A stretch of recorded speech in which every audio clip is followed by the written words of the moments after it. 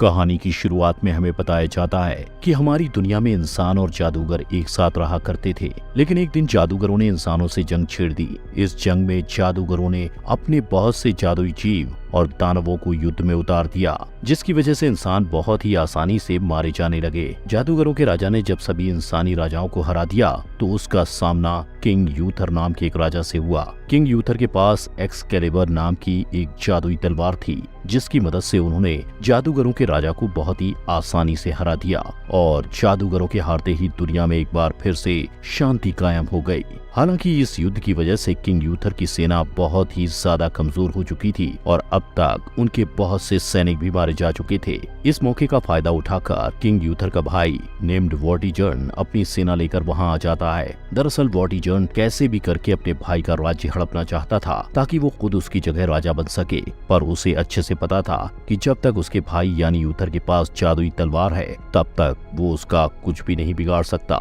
इसलिए वॉर्टिजर्न शैतान से एक डील करता है। इस डील के चलते वॉर्टिजर्न अपनी पत्नी की हत्या करके उसे शैतान की बलि चढ़ा देता है। ये करते ही वो खुद एक शैतान यानी कि नाइट डीमन में बदल जाता है, जिसके पास इतनी शक्तियां थीं कि वो किंग यूथर को आसानी से हरा सकता था। लेकिन यूथर को इस बात का पहले ही पता चल चुका था कि उसका भाई एक शैतान में बदलकर उसे मारने आ रहा है। इस पर यूथर अपनी पत्नी और बेटे को लेकर वहां से भागने लगते हैं, लेकिन रास्ते में उनका सामना नाइट डीमन से हो जाता है, जो एक ही वार में यूथर की पत्नी को जान से मारने के बाद उसके बेटे को भी मारना चाहता था। पर उसके ऐसा कर पाने से पहले ही किंग यूथर अपने बेटे को एक नाव में बैठाकर दूर भेज देते हैं, जिसके बाद वो अपनी एक्सकैलिबर तलवार लेकर नाइट डीमन से फाइट करने लगते हैं। इसी के साथ ये सीन यहीं पर कट हो जाता है। फिर हमें कुछ सालों बाद का समय दिखाया जाता है, जहां हम ये जान पाते हैं कि किंग यूथर को डीमन नाइट ने मार दिया था, मगर उनका बेटा अब भी जिंदा होता है, क्योंकि वो नदी में बहते हुए लंदन सिटी की कुछ महिलाओं को मिल गया,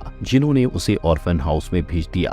दूसरी तरफ वॉर्टिजर्न ने अपने भाई को मारने के बाद खुद को नया राजा बना लिया था और उसके राज्य के लोग उससे बहुत ज्यादा डरा करते थे, क्योंकि वॉर्टिजर्न एक बुरा राजा था। वहीं उसने उस टावर का रिकंस्ट्रक्शन भी शुरू करवा दिया होता है, जिसकी मदद से जादूगरों के राजा को शक्तियां मिला करती थीं, जिसका मतलब साफ है कि अगर ये टावर बन के तैयार हो गया तो जादूगरों को उनकी शक्तियां वापस मिल जाएंगी और ऐसा होते ही इंसानों और जादूगरों के बीच फिर से युद्ध शुरू हो सकता है। लेकिन वॉर्टिजर्न को इस बात का कोई डर नहीं होता कि इंसानों और जादूगरों में दोबारा से जंग शुरू हो सकती है, क्योंकि वो खुद भी जादूगरों के साथ काफी सालों तक रहा था, इसलिए उसे भी छोटा मोटा जादू करना आता था। वॉर्टिजर्न उस टावर को दोबारा बनवाकर उसकी जादुई शक्तियों को हासिल करके दुनिया का सबसे शक्तिशाली इंसान बनने का सपना देख रहा होता है। इधर लंदन सिटी में किंग यूथर का बेटा आर्थर, जो बचपन से ही गलत संगत में फंस गया था, वो छोटी मोटी चोरियां करके अपना गुजारा किया करता, लेकिन उसके दिल में कहीं ना कहीं इंसानियत बाकी होती है, इसलिए वो चोरी के पैसों से गरीबों की मदद भी किया करता। इसी तरह 20 साल बीत जाते हैं और अब आर्थर भी बड़ा हो चुका होता है, जबकि दूसरी तरफ वॉर्टिजर्न का डार्क टावर भी ऑलमोस्ट बनने ही वाला था। इस टावर के बनने के चक्कर में उनके राज्य की एक नदी सूख जाती है। नदी का पानी सूखते ही वॉर्टिजर्न के सैनिकों को पत्थर की एक मूर्ति मिलती है, जिसमें तलवार गड़ी हुई थी। ये देखते ही वो सभी उस तलवार को निकालने की कोशिश करते हैं, लेकिन कोई भी उस तलवार को नहीं निकाल पाता, यहाँ तक कि वॉर्टिजर्न भी नहीं। तब वॉर्टिजर्न के आदेश पर आसपास के गांव और शहरों के लोगों को वहां बुलाया जाता है, ताकि वो लोग भी उस तलवार को निकालने की कोशिश करें, लेकिन अब तक कोई भी उस तलवार को निकालने में सफल नहीं हो पाया था। फिर एक दिन वॉर्टिजर्न के सैनिकों से आर्थर की बहस हो जाती है, इसलिए वो सैनिक आर्थर को बाकी अपराधियों के साथ पकड़कर उसे अपने राज्य ले आते हैं, जहां आर्थर को भी वो तलवार निकालने का ऑर्डर दिया जाता है। अब आर्थर जैसे ही उस तलवार को टच करता है, वैसे ही उसे कुछ विजन नजर आने लगते हैं, साथ ही साथ उसे अजीब सी शक्ति का एहसास भी हो रहा था। लेकिन इस सब के बावजूद वो उस तलवार को खींचकर पत्थर से बाहर निकाल लेता है। ये देख के सभी हैरान रह जाते हैं और वॉर्टिजर्न को भी समझ आ जाता है कि आर्थर ही किंग यूथर का बेटा है, क्योंकि वो तलवार कोई आम तलवार नहीं बल्कि किंग यूथर की एक्सकैलिबर तलवार होती है, जिससे यूथर ने पिछले युद्ध में जादूगरों के राजा को हराया था। हालांकि तलवार की शक्तियों के कारण आर्थर बेहोश हो जाता है और वॉर्टिजर्न के साथ राज्य के लोगों को भी पता चल जाता है कि आर्थर ही यूथर का बेटा है। अब इससे पहले कि राज्य के लोग वॉर्टिजर्न के खिलाफ बगावत कर पाते, वो ऑर्थर को जेल में डलवा देता है। लेकिन इसके बाद भी राज्य के लोग बगावत कर देते हैं क्योंकि उनका असली राजा यानी यूथर का बेटा ऑर्थर वापस आ चुका था। इस पर वॉटिजन जेल में ऑर्थर से मिलने जाता है, जहाँ वो ऑर्थर से कहता है कि मैं कल तुम्हें सबके सामने उस तलवार को उठाने के लिए कहूंगा, लेकिन तुम उस तलवार को मत उठाना। अगर तुमने मेरी बात नहीं मानी तो मैं जेल में कैद तुम्हारे बाकी साथियों को जान से मरवा दूंगा। फिर अगले दिन ऑर्थर से कहा जाता है कि वो उस तलवार को उठाकर उसकी शक्तियों का प्रयोग करे, लेकिन ऑर्थर ऐसा नहीं करता क्योंकि उसे अपने दोस्तों को बचाना था। इस पर वॉटिजन अपने राज्य के लोगों से कहता है कि ऑर्थर एक बहरूपिया है और ऐसा कह के वो उसे मौत की सजा सुना देता है। अब इससे पहले कि ऑर्थर को मौत की सजा दी जाती, वहाँ मैग नाम की एक जादूगरनी जिसके अंदर जानवरों को कंट्रोल करने की शक्तियाँ होती हैं, वो काफी सारे जानवरों को कंट्रोल करके वॉटिजन के सैनिकों पर हमला करवा देती है। तभी वहाँ यूथर के सबसे वफादार आदमी आकर ऑर्थर की जान बचा लेते हैं। वो सभी ऑर्थर को बचाकर अपने इलाके में ले जाते हैं, जहाँ ऑर्थर एक बार फिर उस तलवार को उठाता है, लेकिन ऐसा करने से वो दोबारा से बेहोश हो जाता है। यहाँ पर सभी लोगों ने ऑर्थर को अपना राजा मान लिया होता है, लेकिन ऑर्थर को इस बात पर विश्वास ही नहीं होता कि वो उनका राजा है। तब मैग उस तलवार पर अपनी जादुई शक्तियों का प्रयोग करके ये पता कर लेती है कि ऑर्थर के साथ बचपन में क्या हुआ था। साथ ही साथ उसे ये भी पता चल जाता है कि ऑर्थर अपनी पुरानी यादें भूल चुका है। वो उसकी यादें वापस लाने के लिए ये फैसला करती है कि वो उसे डार्कलैंड में भेजेगी, जहाँ जाकर ऑर्थर को सब याद आ जाएगा। आगे हम ऑर्थर को डार्कलैंड की ओर जाते हुए देखते हैं, जहाँ उसका सामना बहुत सारे मैजिकल क्रिएचर्स और सांपों से होता है, जिन्हें वो एक एक करके मारते हुए आखिर में उस टावर तक पहुंच जाता है, जहां जाने के लिए मैग ने उससे कहा था। वहां पहुंचते ही उसकी एक्सकैलिबर तलवार चमकने लगती है और उस तलवार के चमकते ही ऑर्थर को सब कुछ याद आ जाता है। अब हमें ऑर्थर के फ्लैशबैक में दिखाया जाता है कि उस दिन डेमन नाइट और यूथर के बीच हुई फाइट में डेमन नाइट भारी पड़ रहा था, लेकिन यूथर ने अपनी एक्सकैलिबर तलवार को हवा में उछालकर खुद उसके नीचे आ गया, जिससे वो तलवार यूथर की पीठ में जा लगी और वो पत्थर की मूर्ति में बदलकर पानी में जा गिरा। दरअसल यूथर ने तलवार की शक्तियों से खुद को पत्थर में इसलिए बदला ताकि वो तलवार डेमन नाइट को न मिल सके,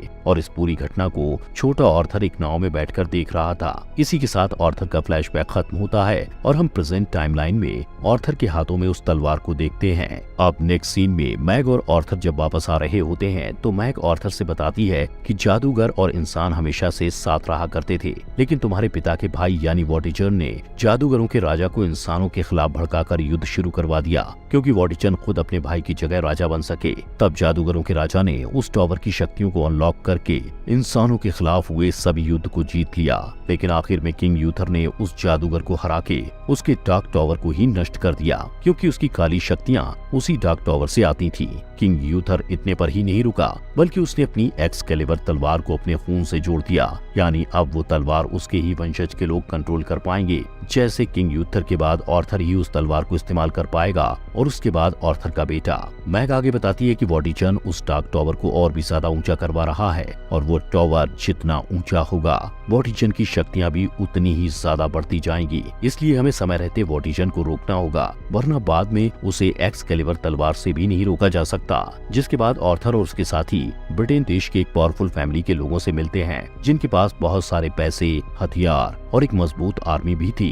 यहाँ ऑर्थर उन्हें समझाता है कि वो राजा बनने के योग्य है, क्योंकि वो किंग यूथर का बेटा है, जो इस राज्य का असली वारिस है। ये सुन के वो परिवार भी ऑर्थर का साथ देने के लिए तैयार हो जाता है, और अब उनका सबसे पहला मिशन डार्क टावर को कंप्लीट होने से रोकना है, जिसके लिए वो लोग एक शिप को पूरी तरह से बर्बाद कर देते हैं, क्योंकि उसी शिप में डार्क टावर को बनाने का रॉ मटेरियल ले जाया जा रहा था। वो लोग इतने पर ही नहीं रुकते, बल्कि वो लोग वॉटिजन के कैस्टल में भी आग लगाने के बाद वॉटिजन को मारने की प्लानिंग में लग जाते हैं। लेकिन वॉटिजन को उनके प्लान का पता चल जाता है, इसलिए वो अपना एक बहरूपिया तैयार करता है, जिससे ऑर्थर का एक साथी तीर चलाकर जान से मार देता है। अब उसके मरते ही वॉटिजन के सैनिकों को ऑर्थर के साथियों की लोकेशन पता चल जाती है कि आखिर वो लोग कहाँ छुपे हैं, जिसके बाद वो लोग मैग को भी पकड़ लेते हैं। ऑर्थर अपने साथियों को मुसीबत में फंसा दे अपनी एक्सकैलिबर तलवार को उठा लेता है, और फिर वो उसके एक ही वार से वॉटिजन के सभी सैनिकों को मार गिराता है। ये देखकर हम समझ पाते हैं कि उसकी तलवार में अनलिमिटेड पावर्स हैं। हालांकि इतने सारे लोगों को मारने के बाद ऑर्थर को बहुत दुख होता है, क्योंकि वो सैनिक तो सिर्फ अपने राजा का ऑर्डर फॉलो कर रहे थे